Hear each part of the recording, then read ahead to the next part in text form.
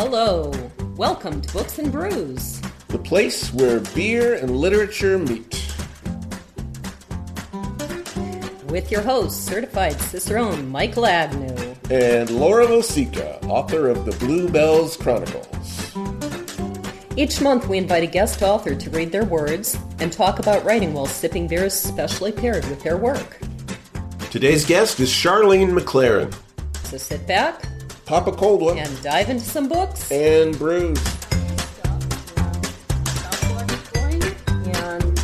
We are ready to go. Welcome everybody to Books and Brews, episode 48.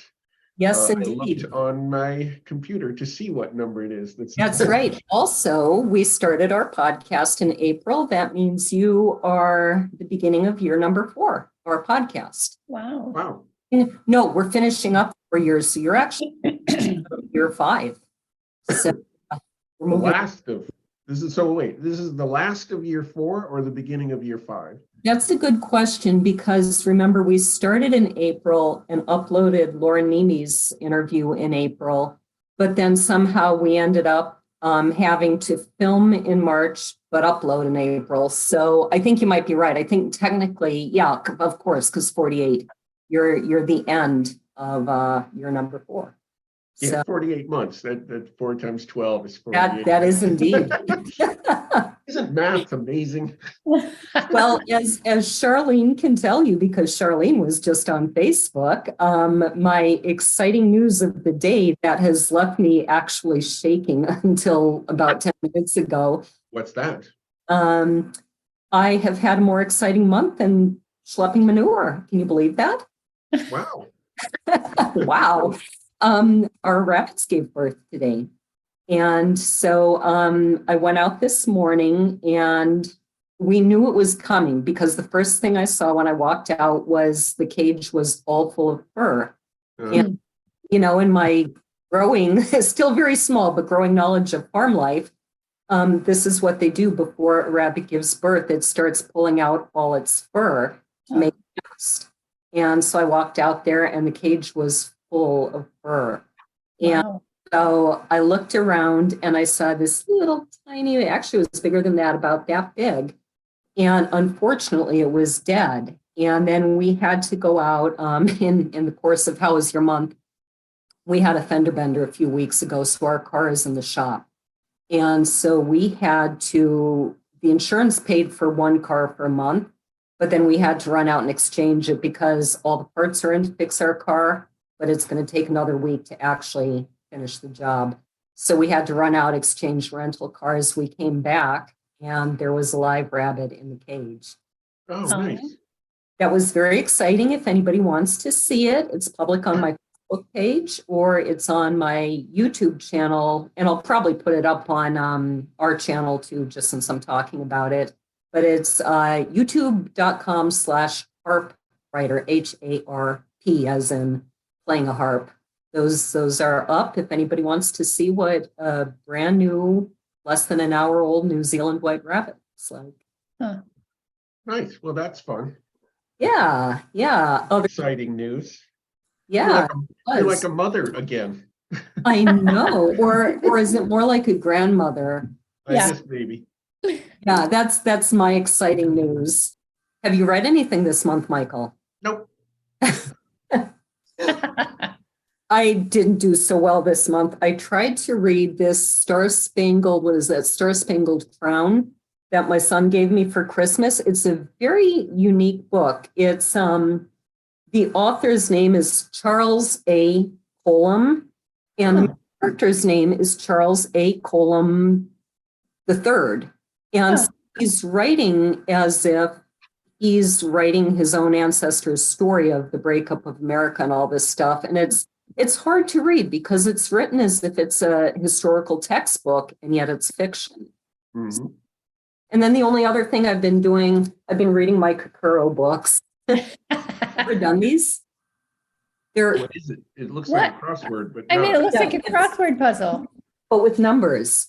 And they're absolutely fascinating. You have to get, like, going down has to add up to 4 and going across has to add up to 16 or whatever.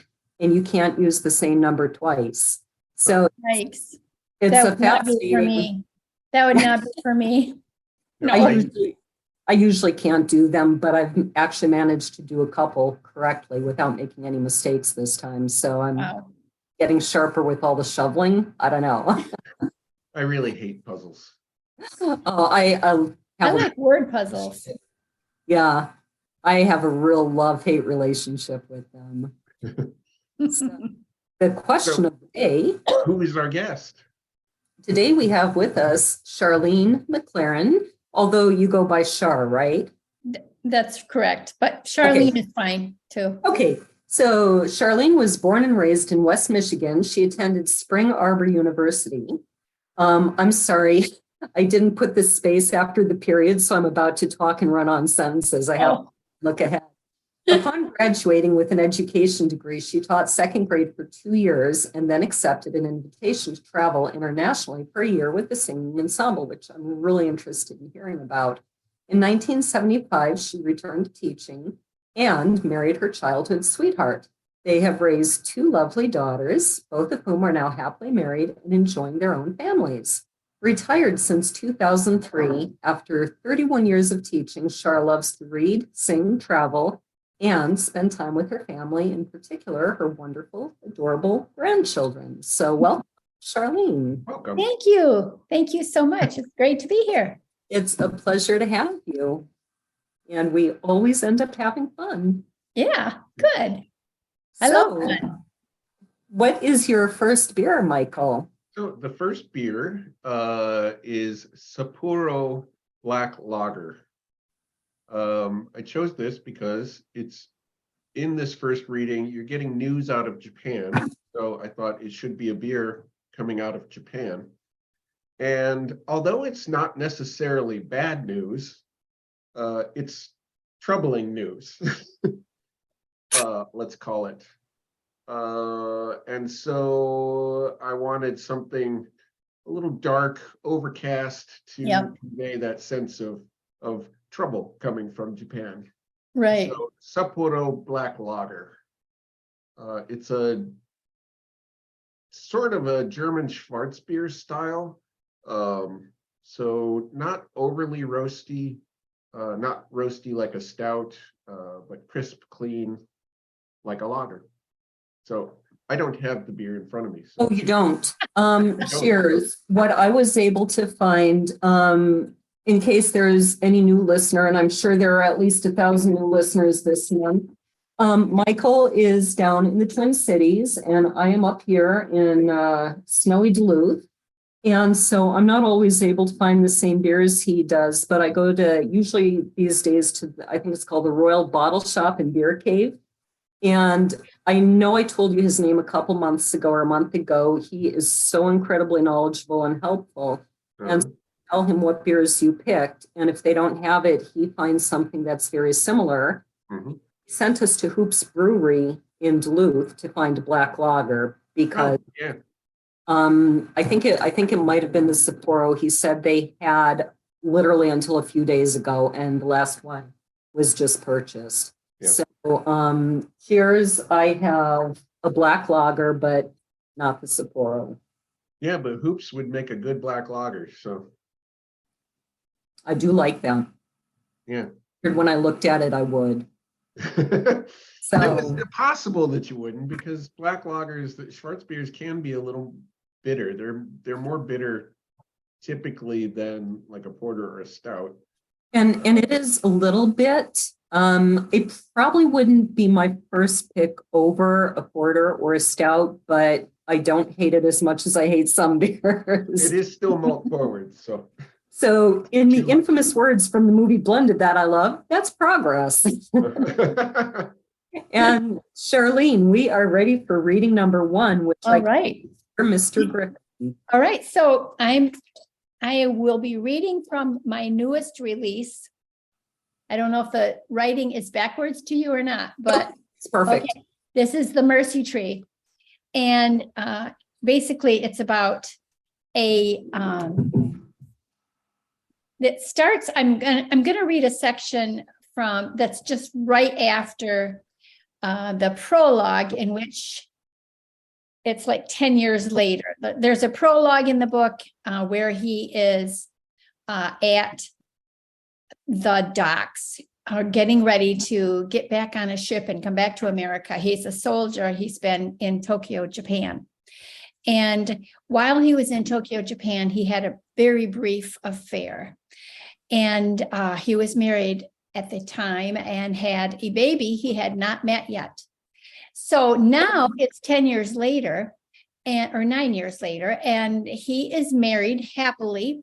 And he's also a pastor of a church and a very successful pastor. Now, the year is 1955 when I am reading this. So this is a section taken from chapter 2 of my book.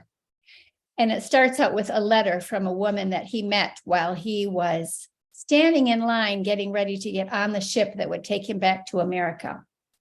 Dear Mr. Griffin, I am quite certain you are wondering who I am and why I would be writing to you. First, let me refresh your memory about that July day in 1946, when you were preparing to board the ship in Tokyo that would take you back to America. It was 9 years ago. Perhaps you won't recall it, but you and I had a brief conversation while standing on the docks. I told you that my husband and I were missionaries and that we had 4 sons. Well, my husband died 2 years ago, and while I have enjoyed continuing the missionary work, I'm getting up in age, and it is time that I return to the States for my retirement years. 3 out of 4 of my sons live in the States, which gives me more incentive to move back. My 4th son will remain in Tokyo, so he and his Japanese wife and their 5 children can carry on the work that my husband and I began 52 years ago. You may wonder why I would be posting a letter to you, and so I will not delay in revealing that reason. The young Japanese girl that you met while in Tokyo, named Rina Hamada, passed away from a very progressive form of cancer 4 months ago. She had located our family mission about 6 months after you and I met. I recall she wanted to say goodbye to you that day, so I, of course, remembered her when she came to our mission requesting assistance. She was pregnant, you see, and because she had no family, we invited her to live with us until after her baby was born. He did a quick mental calculation, 8. If it was possible that this boy was his, he would be about 8 years old, 2 years younger than their daughter Paige, and 1 year older than Paul. It was then he broke into a hot sweat and fought off a wave of sickening dizziness. His chest cinched as he tried to catch a breath, but that woozy wave of confusion made breathing hard. What would he do if it were true? His stomach quivered with nausea while a knot started forming there, and for a moment he thought he might have to heave. Several deep, slow breaths seemed to calm him to the point of being able to pick up the letter and finish reading. It was the least he could do, if for no other reason than to collect all the facts. Perhaps this was nothing but a big misunderstanding. He swallowed hard and continued. Since getting to know Rina, we remained very close to her, and once Emiko was born, we did all we could to help her raise him, providing her with all she'd need to get back out on her own. Now, if you haven't already figured it out, Emiko is your son. Rina told me she had never been with a man before, and to tell you the truth, she became so busy helping at our mission and working in our laundry service to support her son, she never did date another man. He paused again, his heart racing, his stomach clenched into a terrible rock-like ball, a mixture of terror and shock at the root of it all. He forced himself to read on. I am leaving Tokyo by jet with a crew of dignitaries, and I will be bringing Emiko with me. I have obtained legal custody of him, but also have permission and legal backing to turn him over to you, his legal father. I know this must all come as a tremendous shock to you, that you have a son you didn't have an inkling about. I will be in contact with you when I arrive on American soil. From there, we will arrange to meet in person. Please be on the lookout for another letter from me soon. Yours very truly, Helen Felton. Shaken from the top of his head down to the heels of his feet, Henry folded the letter and quite mindlessly put it back in the envelope, but not before he gave the photograph of Amiko one final study. He had a third child, Amiko. He tested the name on his whispering lips. Nora. What was he going to tell her, his wife of 15 years? Shoot, how was he going to tell her? And that was the real question. He had been unfaithful to her and never confessed it. His stomach roiled with a new wave of nausea. This could well be the end of his marriage, not to mention the end of his pastorate at Church of the Open Door. And there you have it. There you have it. Now, what I find interesting is that this is a situation that's probably even more common today by far than Yes, in the 1950s. definitely. I think that somebody getting this letter today would have the exact same reaction. Mhm. One of the questions that really sprang to mind when I first read this was, do you think in a case like this, people judge more harshly for the fact that he had the one night stand, the fact that there's a child, or that he didn't confess that he had this one night stand? Yeah, that's a good question. I think he thought that what good would it do to tell her that I had an affair? What will it accomplish? Because, he never dreamed that she would have a child from that one night stand. And so I think he just thought, I'll leave well enough alone. But then, there's that saying that your sins will find you out. And I think by his trying to cover it up and pretend maybe that it didn't happen, because a lot of times that's what we do. When bad things happen, we try to cover them or cover it up. Put them on a back burner. Right. Yeah. And in fact, I do know a couple in that position where the guy had a one night stand and a counselor very early on after it happened told him, do not tell your wife. Look, it'll just go away. She doesn't know. And the truth did eventually come out, and it did eventually contribute to a divorce of lengthy marriage. And it took for it to come out. But when stories don't add up bit by bit, the truth does come out. So I wanted to give you a chance to talk a little bit about some of your other series. You've got The Daughters of Jacob Kane, Little Hickman Creek, River of Hope, Tennessee Dreams, Forever Freedom, and Heart of Honor are some of the series that you've written. Right. I got them all. But I was particularly curious. I think at least two of those are set in the Civil War era. What drew you to that era? Pardon? What drew you to that era? When I first started to write historical fiction, I said to myself, I'm going to stay away from wars because, there's so many facts that you have to make sure you don't screw up. You can't mess with history. And so I thought, I'm going to stay away from wars altogether. Well, then it just kind of became inevitable that I'm writing from the 1880s and the 1890s and the early 1900s. And I just decided I'm going to go back and kind of look at the mid 1900s. The mid 1800s. Well, of course, that was the Civil War era. And then I just started reading books about the Civil War, and I just became intrigued. And so I guess that just my reading and just getting kind of into the history of the Civil War was enough to really kind of spur my interest. My first thought when you said you vowed you weren't going to write about war was every generation must have their war. How are you going to find a time that doesn't have war? I know, exactly. Tell our 7.1 million listeners how you started writing. Well, I'll tell the story. You were writing in high school and passing stories during classes. And pass the next page. I read that on your bio and I said, did you ever get caught? Or maybe I should ask how often? No, did not get caught. That's hilarious. It was. I could take a spiral notebook back in the 1960s early 1960s, because I graduated from high school in 1966.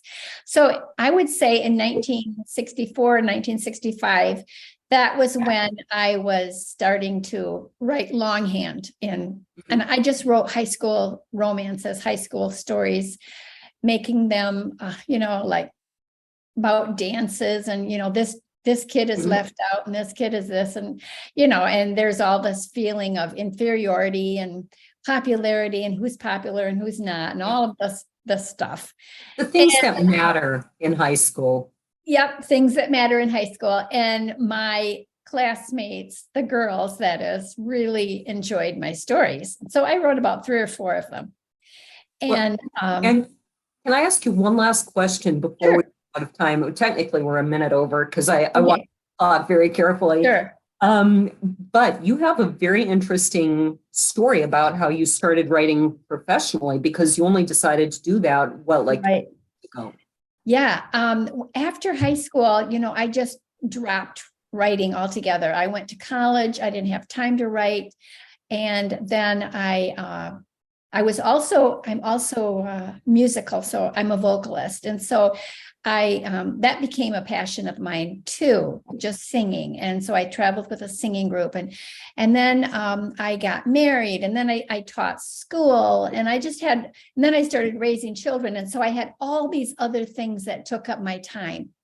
And so it wasn't until I was about 50 that I started to get back into writing. And I actually had a dream that I'd written a novel. And I thought, that is the most ridiculous dream ever. And I think it was because I was reading so many fiction books at the time, but I dreamt that I'd written a novel. So that kind of spurred me on, I guess. I just started thinking about writing, and a story came to mind. And I just, one day in the summer of 2000, I started writing. And that's when my passion was born. So that is a neat story. I find it particularly interesting because I've had similar experiences that have put me on different paths in life than I expected. Yeah. So, Michael, we are ready for beer number 2. Beer number 2. So this is another beer from Japan. It's from the Kiuchi Brewery. It's Hitachino Nest White Ale. I chose this one because this next reading, it's actually full of darkness. It's full of social prejudice and racism, and it reminded me of my grandmother in a way, because, having gone through World War II, she hated the Japanese. Oh, yeah. For no particular reason except World War II. And so the story, this next excerpt is full of that, except that the real center of this next reading that isn't actually in it is this innocent child from Japan. So I wanted, again, a beer from Japan, but it's a white ale, which is actually a Belgian style, but get that white innocence, the whiteness of innocence, let's call it. Sure. So it's a Belgian style. It's a Belgian wheat beer made with coriander and orange peel, and Belgian yeasts, which give kind of a banana clove character to it. And for the best of the Belgian wheat beers, they're pale, extremely pale in color, so they almost appear white. So this is what I found as a replacement, Blue Moon Belgian White Ale. And, I'm actually finding it almost more educational, because in addition to you talking about the beers, when I have to really hear, what defines this beer, and then have someone else try and find something that's a close match, a lot. And so how close do you think the Blue Moon would be to what you picked? Blue Moon is a decent example of the style, not a great example of the style. It's kind of an Americanized example of the style. The Hitachino Nest one is going to be lighter.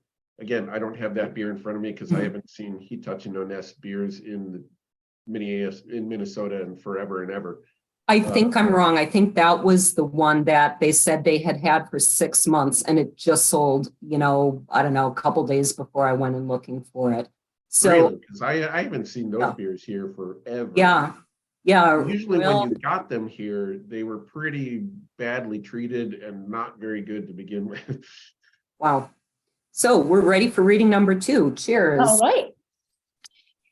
Okay, so as Michael kind of mentioned about his grandmother, the pastor's wife, her mother is very prejudiced. And so she hates the idea that her son-in-law had this affair.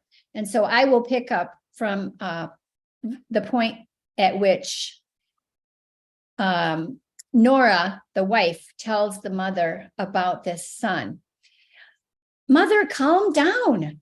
What do you mean, calm down? This is a travesty. If people find out my son-in-law has a Japanese son, I may have to resign my position at the ladies' club. Just as Nora had thought, her mother took the news of Henry's son as a personal insult. That's quite doubtful. You don't have to tell anyone if you don't want to. That won't be necessary, will it? Everyone will find out whether I tell them or not. News like that travels fast. Besides, there are a few ladies in the club that attend our church, Arletta being one of them. They'll know, and they'll surely want to tell others. Florence Henderson huffed a loud breath, took a handkerchief from her pocketbook, and dabbed at her brow. Imagine a preacher of all people having an illegitimate child. And to think, he's kept it a secret all these years. No, Mother, he didn't keep it a secret. He just found out about him last week. Her mother straightened her spine, her hands wringing in her lap. Well, did he forget about the affair he'd had too? Did you know about that, Nora? And how do you know he hasn't had other women on the side? If he could keep that secret, what would keep him from, oh, good grief. Maybe there are other children out there. Oh, Mother, stop, please. Nora bit down hard on her lip and stared down at the coffee cup she held tightly between her hands, trying to maintain her composure. Why couldn't her mother just sit and listen? Why did she have to interject scenarios that only made Nora more confused and weepier? Where was the parental support and compassion? It saddened her to think she'd mostly grown up without it, save for her beloved father, who, in her eyes, could do no wrong. God rest his soul. Florence stood up from the chair and started pacing. Wouldn't you think Henry's conscience would have dictated that he told you about the affair?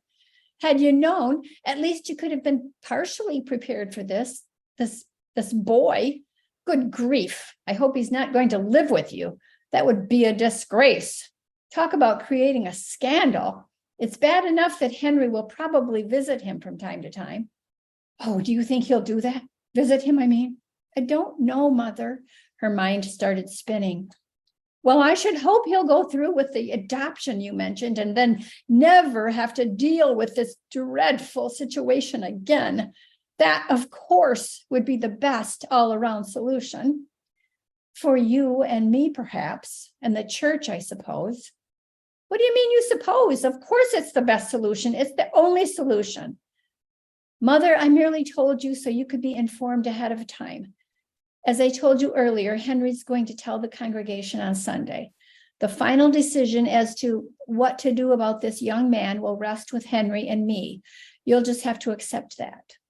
Well, she gave her head several fast shakes and sent Nora a stern look, one eyebrow arched. He's a Japanese boy, and that will not set well with folks. Look what the Japs did to us at Pearl Harbor. That's in the past. We defeated Japan in World War II, and besides, you can hardly blame an 8-year-old boy for what happened at Pearl Harbor. You're defending him. Listen here, Nora, if you take that boy into your home, you may as well know right now I'll never accept him as my grandson. I'm just making myself good and clear. Nora felt the color leave her face. So are you saying you would purposely exclude him in the event I ask you to watch the children for a few hours? If he were to live with us, that is? She lifted her pointy chin, which helped to eliminate the sagging skin at her throat, and straightened her shoulders. That is precisely what I'm saying. I can't believe you would even question me on that, Nora. Ugh. For some odd reason, Nora's hackles went up, and because she wished to defend Henry and his horrid mistake, not because she wished to defend him, but because they were talking about a little boy who was, after all, guiltless of any wrongdoing, and Nora's mother already hated him. Something about that realization tore a hole in her heart. Was she also guilty of hating this child? She'd barely caught a glimpse of his picture, and from what little she saw, he did bear a resemblance to Henry. If she were to take him into her home, and it was a stretch to even consider it, would she resent him for the rest of her days? Oh, Lord, I can't let that happen. And that concludes that section. That's, to me, a fascinating reading. And one of the reasons I find it so interesting is because in 2019, my son was a Marine, once a Marine, always a Marine. He's out now, but he was stationed at, let me say this right, Kaneohe Bay in Oahu. Yep. And we did go to Pearl Harbor, and I found a fascinating book. I don't remember if it was written by or about Mitsuo Fuchida. And he is the aviator who led the attack on Pearl Harbor. And it's a fascinating story of what happens to him. It goes back like 2 generations explaining Japanese culture, a lot of the politics of what led up to World War II. And then it goes into his life after World War II and how he was amazed. He was shocked to find that Japanese prisoners of war here were not treated the same as the Japanese treated the American prisoners of war. And he started asking questions. He actually converted to Christianity, and he came to America.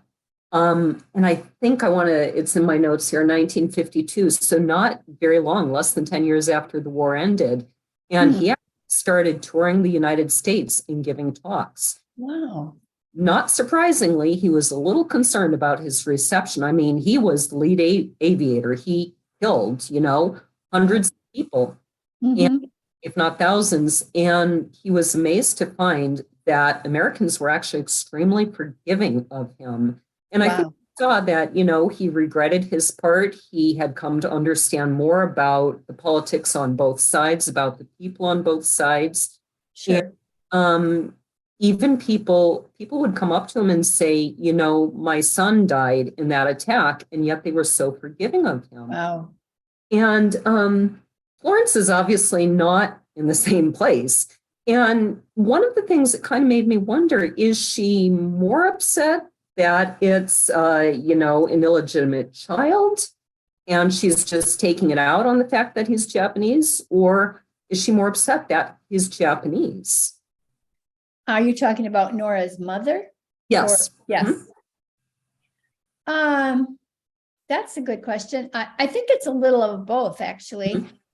She hates the fact that her son-in-law was unfaithful. Right. But she also hates the fact that it happened during, or, at the close of the war. Right. And I do think that there is definitely some prejudice there too.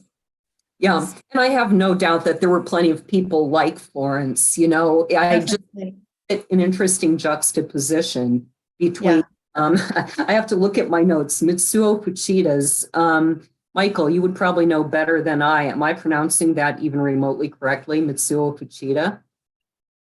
The last name, probably not. Oh, the pronunciation is right, but the stress is not. Where would the stress be? Don't tell me the snow behind me. It's kind of random in Japanese. And it's not an emphasis on a syllable like it is in English. It's a pitch thing. Oh, yeah. Oh, interesting. But I'm going to probably place it at the chi. Okay. I could be wrong there, though, because there's no rhyme nor reason to where that emphasis comes. You'll have to ask your wife and let me know next week what the answer is. Sharlene, you did such a great job of show don't tell with this scene. I feel like I know Florence. And in fact, I know people like Florence. What is your advice? And Nora too, I feel like I really know her. What is your excuse me, there goes the beer. What is And I have my Arnold Palmer here. I just want you to know. hopefully the microphone's not picking. What is your advice to beginning writers on honing the craft of writing? Because that's an excellent skill, and I've seen lots of beginning writers who cannot do that. Yeah. That was something that was drilled into me right at the start. When I first started writing fiction back in 2000, officially writing it, I actually wrote about 4 manuscripts before I ever tried to seek out a publisher. So by that time, by my 4th manuscript, I had gone to some seminars, I had participated in some writing conferences. And so I was learning about the show, don't tell, and the, writing in the POV and writing from the correct point of view and that kind of thing. So those are skills that I had to really hone in on because they don't come naturally for a lot of people. So I think readers do. Last question in this segment before we are all ready to number 3. And just briefly, because we're once again a minute over time, tell us how you ended up in this international singing group and where you to. When I was in college, I sang in different ensembles and so forth. So after I graduated from college, I taught for 2 years, and a friend of mine from the college that I had gone to called me and said that they had developed a group that was sponsored by a denomination, a Christian denomination called Free Methodist. And he wanted to know if I'd be interested in traveling for a year with this group because he knew how I sang. We sang together in college and so forth. So he said, you don't even have to audition if you want to do this. And so I said, wow, I'd have to give up my teaching job. And I'm not really sure how that would work, if I could go on a leave and be guaranteed of having a job when I returned, or how that would work. Because like I said, I had already taught for 2 years, but I was single. I wasn't dating anyone. I was still living at home, and I was kind of thinking, what is this? Is this it for life? Am I going to be stuck here with living with my parents and just teaching school? And so I just jumped at it. And so I talked to my principal, and I told him about this opportunity, and he said, go for it. And he said, I can't guarantee you'll have a job when you come back, but you won't have any trouble finding a job, I'm sure. And so I traveled for a year with this singing ensemble. There were 8 singers and a sound technician, and we used like canned music for our accompaniment. And we traveled all over the United States and Canada. So yeah, it was just a wonderful experience. That's fantastic. And we are ready for beer number 3. All right, beer number 3 is a name pairing, and it is Graffiti IPA from Dry County Brewing Company in Kennesaw, Georgia. The reason for the name pairing will become apparent in the reading. It's an American IPA, so it's going to taste like an American IPA, bitter, hoppy, probably citrusy or tropical fruit hop character. And a dry finish. What do you have, Laura? I know you don't have that one because it's not available here. First of all, I'm pouring with my left hand, which I realized I've never actually done. I have Founders Centennial IPA, and this was pointed out to me as possibly, probably similar. So that is one of my favorite IPAs, and I haven't had it in forever and ever and ever. Well, hopefully I will like it. You won't like it. You'll hate it. Chris said the same thing. Here's anyway. He said I'd hate at least 2 of these today. Yeah, that's. I love the IPA look that you get. Don't tell me I'm wrong this time. That is terrible. I'm actually surprised that I kind of like the Blue Moon a little bit. I could taste some distinct flavors in there that were kind of neat. Well, it's a yeasty beer with coriander and orange peel. So So, reading number 3. All right. Well, Henry has had a lot of problems at his church and in the congregation. And there is someone that's basically out to get him because of what he has done. And they are taking offense at it. So I'm going to start here. It comes from chapter 26. In the middle of the night, Henry awakened to the squeal and screech of tires as someone hurried up Wood Street. He instinctively pulled back his covers and sat on the edge of the bed to assess his surroundings. Yes, he was in his own bed and not on the couch. And yes, the sound of squealing tires had awakened him. He stood up and walked to the window, pulling back the curtain to peer outside, first at his own front yard and then over at the churchyard. From where he stood and from what he could see in the moonlight and with the glow of the street lamp, nothing looked amiss. "What are you doing, Henry?" Nora asked in a groggy voice. He turned. "Oh, I heard a noise. It woke me, so I decided to get up and check. I guess I'm being paranoid, but I think I'll take a walk outside just to make sure everything is fine." "What sort of noise did you hear?" "Squealing tires." "Oh no, I hope nothing's happened. It was probably some careless teenage driver. The cemetery is across the road, and you know how the kids like to hang out at the back of the property and smoke cigarettes and do whatever else that fascinates them." She lay her head back against the pillow, and a streak of moonlight washed across her face, making her the prettiest sight he'd ever seen.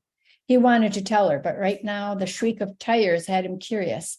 He hastened into a pair of pants, donned a long-sleeved shirt, then stepped into some loafers and shuffled out of the room and down the hallway, picking up a flashlight from the table next to the door. Once outside, he hugged himself against the sudden blast of cold air. It wouldn't be long before the first snowfall. He shuddered at the thought, crossed the yard in the direction of the church, his feet striding through a mound of fresh fallen leaves.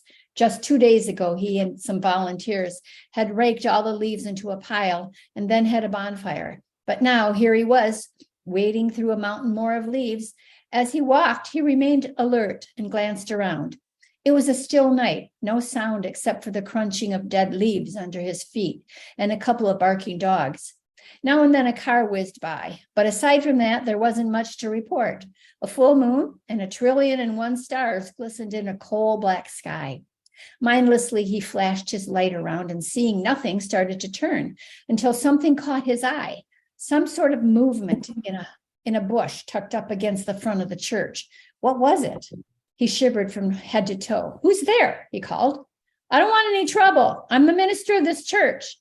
If you have need of something, come on out. Maybe I can help." Of all things, a raccoon emerged and sauntered across the yard toward Wood. He felt like a fool for having talked to the scavenger. He glanced up at the church's steeple, admired it, then moved closer to the big church, situating himself on the lawn directly in front of it. It was a large red brick structure with 5 giant white pillars connecting the veranda to the peaked overhang. Several cement steps stretched the full length of the front of the covered veranda and led up the church's front door entryway where 2 big windows framed both sides of the white double entrance doors. Again, he flashed his light, and that's when he saw something else. He squinted at the church's big doors for a better look and saw that words had been printed across them. What in the name of heaven? A dark feeling of dread rushed over him. More vandalism? He stepped closer, wanting to make sure that he saw the words correctly, yet at the same time, not. He walked closer and mounted the steps, then walked across the veranda to the big doors and flashed his light on them. His heart dropped to the floor, as did his knees, when he read the ill-shaped words smeared on with black paint. "Caution, a fornicator preaches here." And that's that. It's obviously easy to understand why people would be upset and feel that he's quite the hypocrite. I'm curious how you feel. Is it always the answer that a pastor in a situation like this should step down, or do you think that there is something to be learned from him apologizing, or what do you think the answer is in a situation like this? Well, it's 1955. Mhm. And so I think there's a little bit of a difference in the mindset there, as compared to today. I think today, and I think it would also depend upon the individual situation, of course. If it was a current affair that he had and a child was discovered and it had happened very recently, I think that'd be a different story. Mhm. In this case, it had happened 9 years prior. And so I think that the congregation took that into consideration, and I, as the writer, kind of did as well. I did kind of toss around what would be the best way to handle this. So I don't want to give it away or anything, but yeah, it's kind of a tough decision because, you know, a pastor is definitely held to a higher standard. Right. And I think they should be. They should be, definitely. Yeah. So you have had some radio and TV appearances. I'm curious about those. Oh, yes. More so in the earlier years, I would say, in my earlier years of publishing, the first 5 or 6 years, I did a lot of like Christian TV. I was invited to come on to some stations, and I was interviewed basically. And I was just starting in my career. And I think in the first 3 or 4 years, they had already published about 6 of my books. So Wow. Yeah, it was quite fast because I had so many completed manuscripts. Oh, okay. Okay. And so I was able to work on those and get those published rather quickly. That's So- one thing I wanted to ask you about. You've been writing professionally for about 20 years and you have Yes. more books out. Do you have a writing schedule? I Currently, that quickly. currently I'm not under contract. I'm kind of in a holding pattern, I guess, as I wait for the ideas for my next book to come. And I'm just kind of taking a break. I'm going to be 75 this summer. So, you know, I'm kind of slowing down a little bit. And when I first started, there was a year that I published 3 books in a year. And that was it just kind of took it right out of me, but I was young too. But I have published 23 books since 2006. So right now I have some stories in mind. And I even have a proposal written in the first chapter of a book written, but I'm not really sure if I'm in love with the story. So it's got to be something that I'm passionate about. And this particular book, The Mercy Tree, I was passionate about that one. So I'm kind of into books that are important. And I kind of felt like that brings me to a question. Yes. That I really wanted to squeeze in. And again, I'm looking at the clock, so I apologize for kind of interrupting. But man, that clock goes fast. Yeah, Brews. definitely. I think you're drawn to themes of redemption and Yes. Is there a reason you go for those specifically? I love happy endings. But that doesn't necessarily mean all of my characters are going to end up happily ever after, you know. And I always have, there's always romance. So there's always a romantic element. There's always a crime element. There's always something mysterious or just some kind of criminal activity. But I always include a redeeming quality where God is the answer. God is the one that will help you through this situation, whatever it might be. He's kind of the one that, you know, brings the redemption to the story and brings the conclusion to the story. So definitely all of my stories are faith-based. And I always point my readers to the gospel message of God. I have to ask. Yes. If all your characters have some redeeming quality, what is Florence's? I don't want to give it away, but so there will be some redemption for her. There will be some redeeming qualities about Florence. And there's a reason. There's always a reason for the way people behave. I like that. Yeah. The reason for her behavior will come out, and Okay. it will be somewhat of a surprise to the readers, but Okay. yeah. I really like that, because this is exactly what I try to do with my writing, to show that nobody is all good, nobody is all bad. Right. I hate stories where they're the good guys and they're the bad guys. And I've read some that were just atrocious. They were so one-sided, and everybody, this book was set around a political issue. And everybody who disagreed with the author's view was, of course, a Ku Klux Klan member, and, went out and did these awful things. And everybody who agreed with the author's view was just, here is the driven snow. And I'm like, come on, there are good people and bad people on every side of most issues. Absolutely. True. There are some obvious things where maybe not, but, in general, any political issue, you're going to find really good people on either side, and they mean well, and they think that their way of doing things is the correct way that will be good for people. Mm-hmm. Not trying to hurt people. So I really like that when I find that in other authors. And so what's next for you? Well, I'm kind of waiting. I'm just kind of waiting on God, I guess you could say. I'm just waiting to see what I have some, like I said, I have some ideas, but I'm not really sure. It's I'm kind of, like I said, in a holding pattern. I'm kind of on vacation for a little bit, huh? I am, and I'm thoroughly enjoying it, actually. I have 5 grandchildren, so that's nice. We stay very busy. They all live close, and so they're at my house a lot. Yep. Mine live about a 5.5-hour drive away, and right now they're in Ireland visiting their grandmother over there. Okay. And their aunts and uncles. So I will be seeing them in a few days when they fly back. I'll drive down. Wonderful.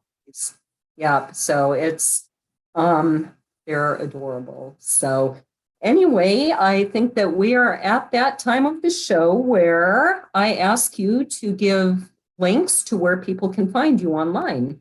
Sure. You can find me online at charlenemaclaren.com. That is my website.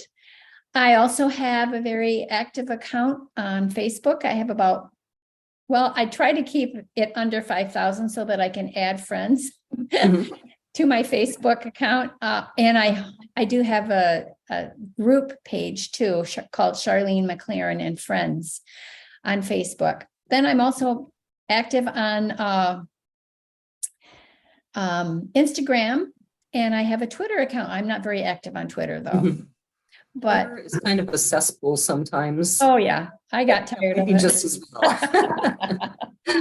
Michael, where can people find you, and where can people find us? I am at aperfectpint.net, and we are at booksandbrews.net, Book and Brews on Instagram, and Books and Brews with Laura Vosica and Michael Agnew on Facebook. And then there's the Books and Brews YouTube page.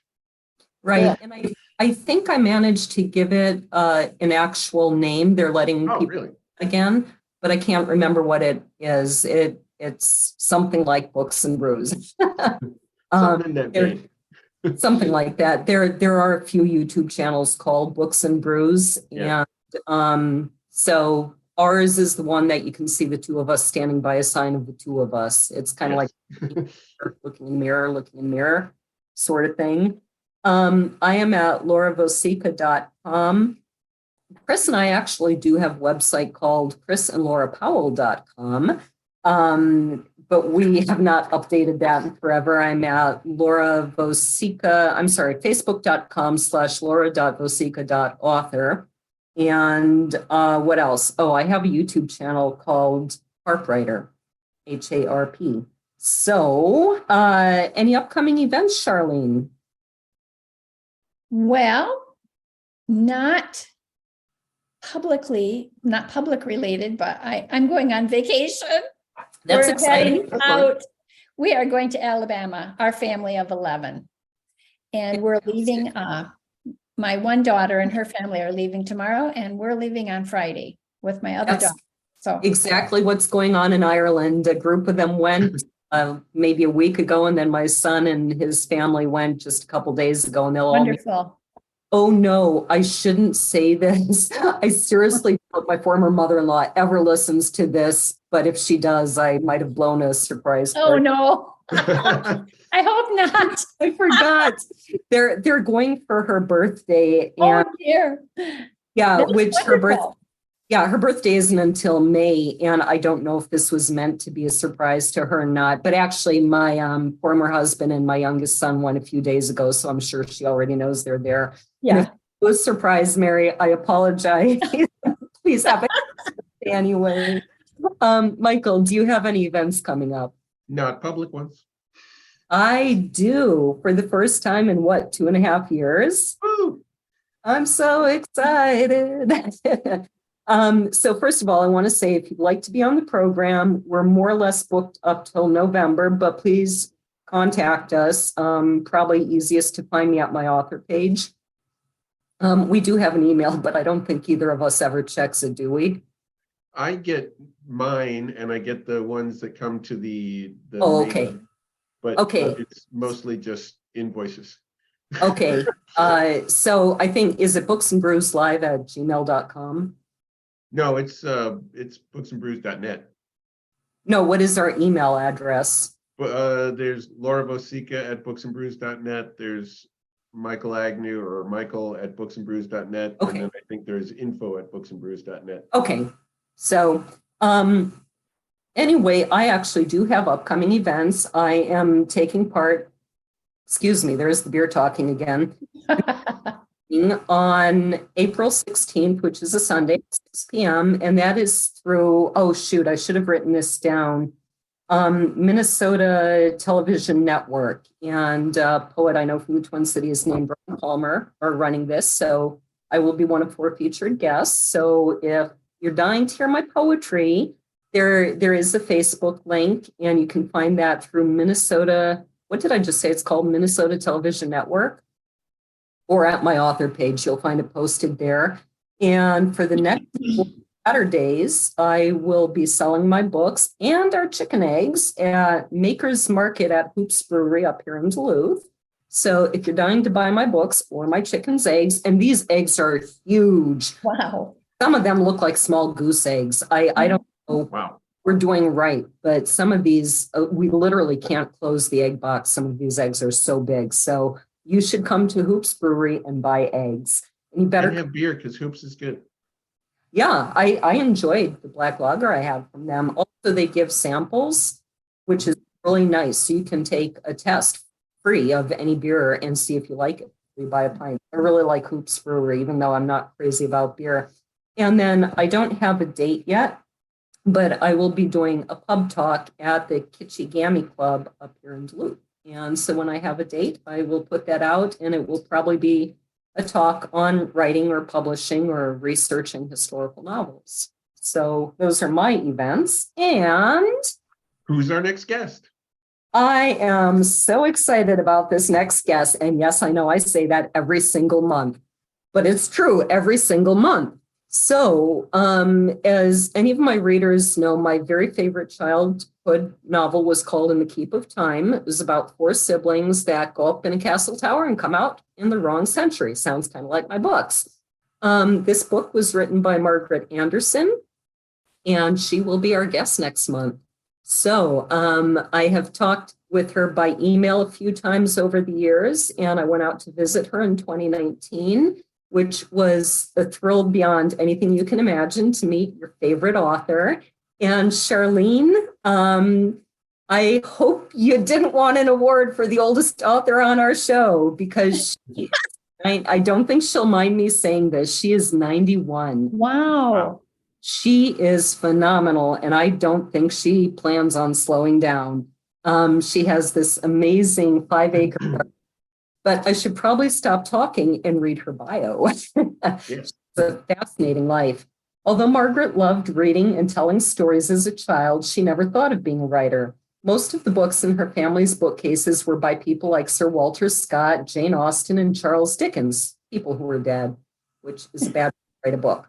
Being an author didn't seem like a healthy occupation. clearly I didn't read that and see the humor coming up before I copied and pasted. So she went to the University of Edinburgh to study biology and genetics. It was only after she came to live in Oregon that she took up writing. If I didn't say so, she grew up in Scotland. At first, she wrote about insects and plants, but then she realized you can just make it up. And she started writing fiction, mostly drawing on her Scottish background. She has now gone full circle back to writing nonfiction. From a Place Far Away is her memoir covering her Scottish childhood and during World War II. And just for kicks, I'll hold up. This is my original copy of In the Keep of Time.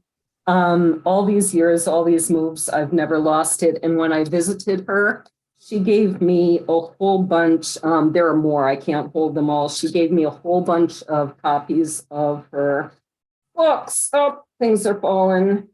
Last one. So she's got quite a variety of books, and this is only a small sampling of what she's written over the years. So that is going to be a fun and exciting visit with Margaret J. Anderson. Well, that will be really fun, especially for you. Yes. So thank you, everybody out there first of all, thank you, Sharlene, for joining us. And Oh, sharing. you're welcome. Thank you, everybody out there, for tuning in. Laura said we have 7.1 million listeners, which is like an increase of 5 million since last month, something. Oh, no. I think we were at 7 million last month. And I can assure everyone out there, just because I'm a fiction writer doesn't mean I would make anything up. But anyway, thanks to all 7.1 million of you for tuning in. Do tell your friends. This has been episode 48 of the Books and Brews podcast. Cheers.